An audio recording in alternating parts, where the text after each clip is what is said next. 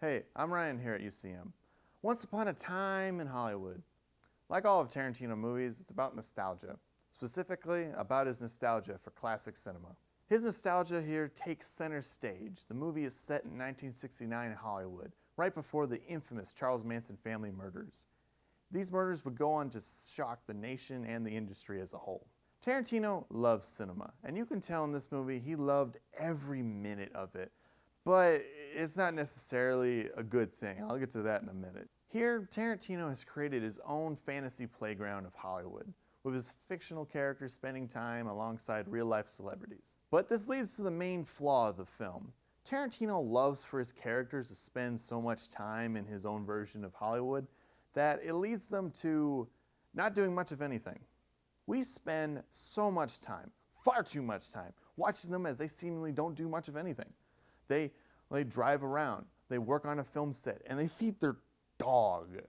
All these activities don't seem to add much to the story in the end. Do you want to watch this? Or this? Do you want to watch that for 5 minutes a pop? This movie is almost 3 hours long. It did not have time to waste on characters seemingly doing nothing. Now, in Hollywood is not a boring movie, by no means.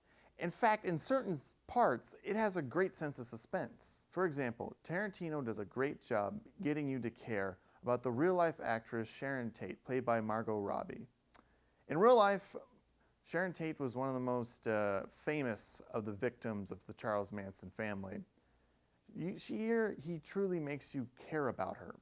And you don't want to watch her die like she did in real life. But what truly does save this movie are the two leading characters. Fading TV actor Rick Dalton, played by Leonardo DiCaprio, and his loyal stuntman, Cliff Booth, played by Brad Pitt. While both are anti-heroes, they are also extremely likable and compelling, unlike most Tarantino anti-heroes. On one hand, Dalton is an out-of-control, self-loathing alcoholic who's possibly suicidal. And Booth honestly probably murdered his wife and got away with it. As friends, they also use each other in selfish ways to get what they want. But in the end, they're also true friends to each other. And in a way, they make each other better through their friendship. They are the core of this movie that holds it together. We like them. We get invested in them, even though we may question if we should like them at all.